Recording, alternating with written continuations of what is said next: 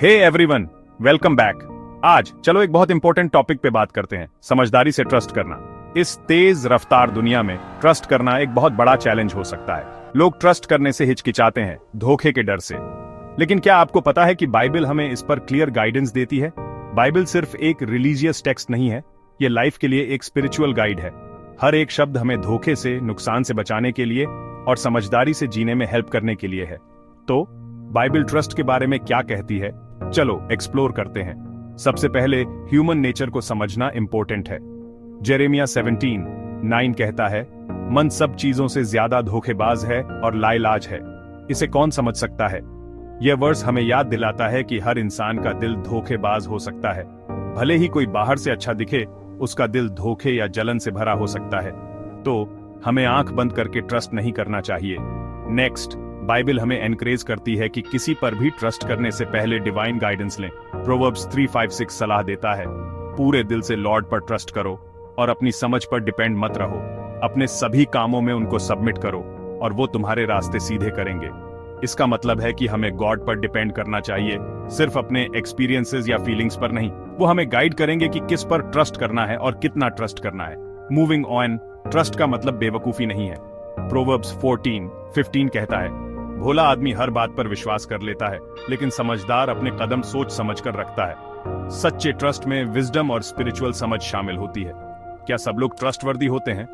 Mica 7:5-6 चेतावनी देता है, अपने पड़ोसी पर ट्रस्ट मत करो, दोस्त पर भी भरोसा मत रखो, यहाँ तक कि जो औरत तुम्हारे गले लगती है उससे भी अपने होठों के शब्दों की रक्षा करो। ये शायद थोड़ा हार्श लगे, लेकिन यह हमें सावधान रहना सिखाता है, खास करके पर्सनल मामलों में। यहाँ तक कि जीसस भी सब पर ट्रस्ट नहीं करते थे।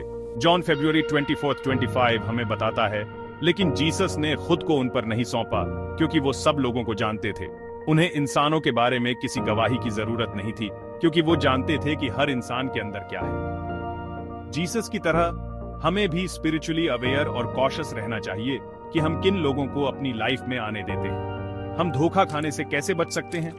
बाइबल कई सुरक्षा उपाय बताती है। डिसीजंस लेने से पहले प्रे करो, स्पिरिचुअल विजडम के लिए वर्ड पार हो और ट्रस्टवर्दी बिलीवर्स के साथ रहो। उन लोगों से दूर रहो जो सिर्फ अपने फायदे के लिए आसपास रहते हैं। तो हमें किस पर ट्रस्ट करना चाहिए? साम 118:8 कहता है, इंसानों पर ट्रस्ट करने से बेहतर है कि लॉर्ड की शरण में जाएं। बाइबल सिखाती है कि सबसे ज्यादा रिलायबल, ऑनेस्ट और स्थिर जिस पर ट्रस्ट किया जा सकता है वो गॉड है। वो कभी बदलते नहीं, धोखा नहीं देते या छोड़ते नहीं है।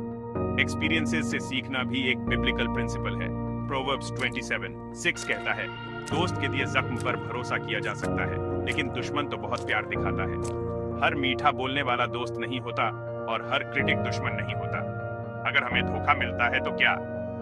रोमन्स 12:19 हमें एनकरेज करता है, मेरे प्यारे दोस्तों, बदला मत लो, बल्कि गॉड के गुस्से के लिए जगह छोड़ो, क्योंकि लिखा है, बदला लेना मेरा काम है, मैं चुकाऊंगा।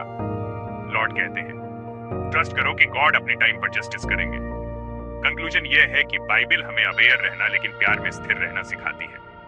प्यार करना और ट्रस्ट करना अलग अलग बातें हैं। सबको प्यार और काइंडनेस से ट्रीट करो, लेकिन आंख बंद करके ट्रस्ट मत करो। गॉड ने हमें विजडम, स्पिरिट और समझ दी है ताकि हम समझदारी भरे डिसीजंस ले सकें और धोखे से बच सकें। चलो एक प्रेयर के साथ एंड करते हैं। प्यारे स्वर्गीय पिता, आप सब कुछ जानते हैं, मुझे अपनी लाइफ में सच और झूठ को पहचानने की विजडम दें। मुझे होशियार बनने की, स्पिरिट की गाइडेंस फॉलो करने की और ट्रस्ट को समझने की शक्ति दें। जो मेरा ट्रस्ट तोड़ते हैं उन्हें माफ करने में मेरी हेल्प करें और धोखे के असर से मुझे बचाएं। मेरे दिल को प्यार से और साथ ही अपनी विजडम से भर दें। जीसस के नाम में मैं प्रे करती हूँ, आमीन। देखने के लिए थैंक्स और याद रखिएगा, समझदारी से ट्रस्ट करें। मिलते हैं नेक्स्ट टाइम।